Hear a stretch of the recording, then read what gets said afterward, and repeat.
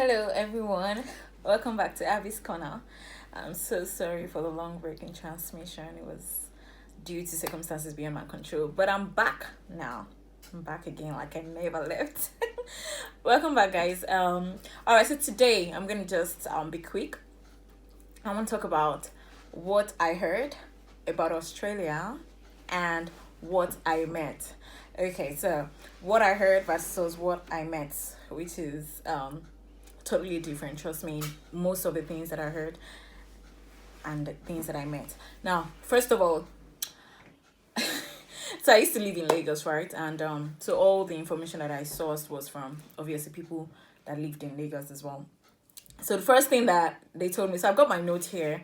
So you just pardon me when I try to look at my note because it's a lot of points. Trust me, it's a lot of things that I heard that is not true about the things that I met. Now, first of all, I heard that Australia weather is like Nigeria. It's like Lagos. In fact, it's like Lagos. Don't carry sweater. Don't carry anything. Just go the way you are. But you know how people that tell you most of the things and people that have not even been there before. Now, I'm not trying to criticize them because I did it too, right? If they told me, oh, how is maybe a state in Nigeria that I've probably only been once or something, I would say the things that I experienced or things that people told me, right? But then people told me Australia weather is like Nigeria. There's no need to carry sweater and everything. But then Australia is very big. You know, the northern side actually has tropical weather, which might be similar to like places like Florida or maybe Nigeria sometimes. And then the south, which is where I am, has a temperate weather.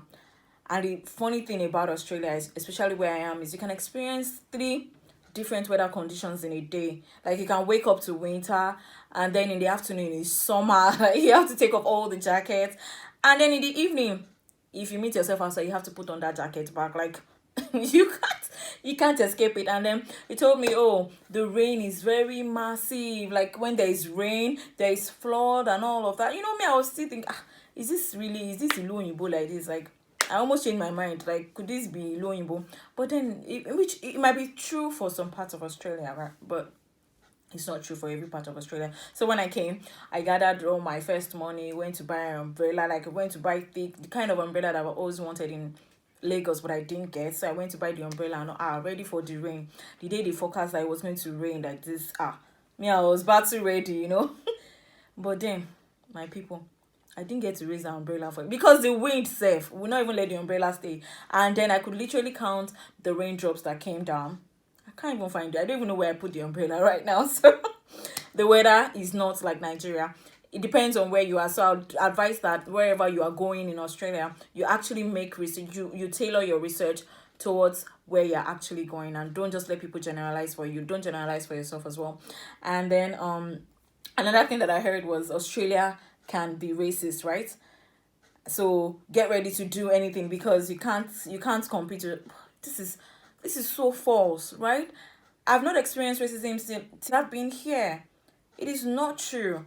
And I don't like how people generalize that all Western countries are racist towards black people. Australia has a black history. So for crying out loud, there's no racism towards the black at all. Now anybody that is racist towards you, it's just you know how there are just good people or bad people. There's no black or white person. Like Australians are very cool people, very funny, very sarcastic. Like trust me, it's a place to be. Like there are people you want to actually relate with.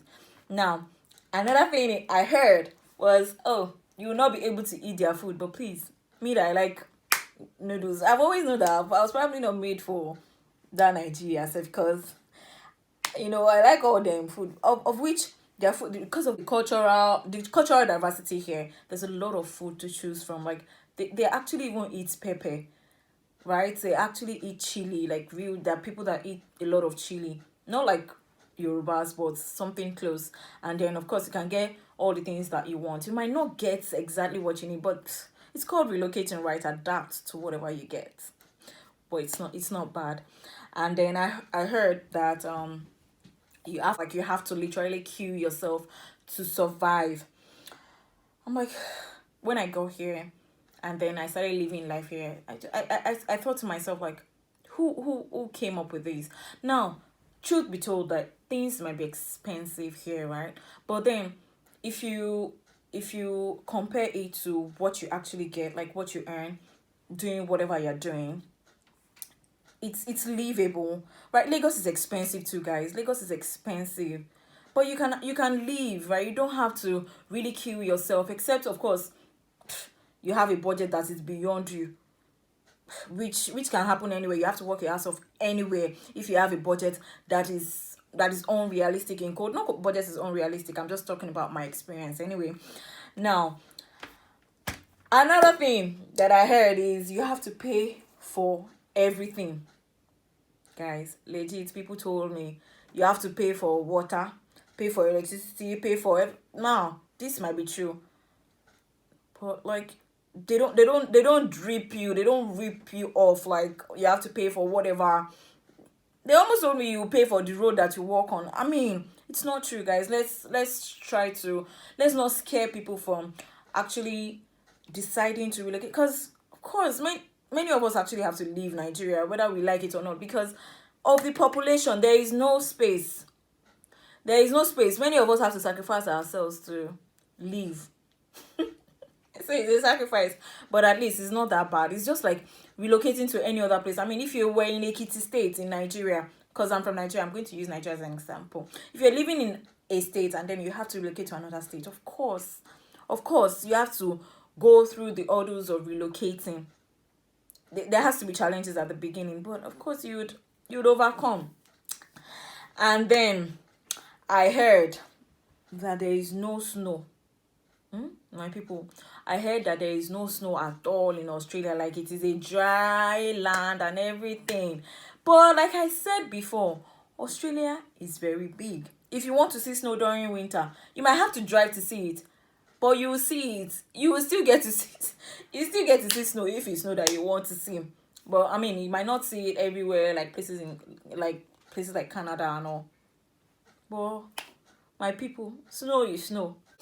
And then I heard that everything is going to be taxed. That they portray to me like, gosh, the government would tax your life, tax everything.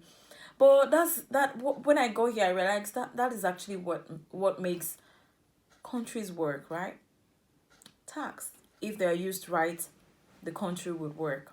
And then I heard everything is expensive. You can barely afford anything. I know. So I feel like this was made up by people, either people that have not been here before, or people that are trying to act like, how people try to act like, oh, I don't have anything and all. Really, things are affordable. They're expensive, but compare it to what you actually earn here. Things are affordable. Now, I also heard. Now, this is quite dicey. This thing that I heard that Australia is full of snakes. So it's full of snakes, spiders, and all the deadly animals that you can ever think of. Now, in as much as this might be true, it is not as true as I heard it, right? Now, that in quotes, because this is my experience. Because I almost pictured like you can't walk in Australia, like snakes will probably be following you, or I mean beside your bed or anything. I've not seen one snake since I came here. And it's been summer, it's been winter, it's been fall, and I've experienced spring. And so I was beginning to think, we'll probably wear strong boots everywhere, winter or summer, jeans, so that snakes cannot penetrate. But here we are still surviving. Because I even thought to myself, like, if there are so much snakes and spiders and deadly insects, like, why are people still living there? Why do people relocate there? Why are they flourishing? Because it is not true. It is not totally true that it's all made up of snakes, spiders, and all deadly insects. You can actually live your life without actually seeing any wild animal, except all them they are domestic animals that are always on the road, and you're wondering like, are we living in a kangaroo village or human being city? That's, by the way, that's my experience. So my conclusion is actually that people exaggerate a lot. People say what they don't know a lot. I'll just leave it at that for now. To write up more of the things that I heard that are all different from the things that I met. I'll do another video on this, but for now I'm just gonna say, do not forget to like, share, and subscribe to this channel. I thank you all for watching. I thank all the people that have encouraged me, asking me, oh, when is my next video coming out and all that. Thank you all so much. I really appreciate it. I'm not taking this for granted. Now I'm going to see you all in my next video. Thank you. Bye.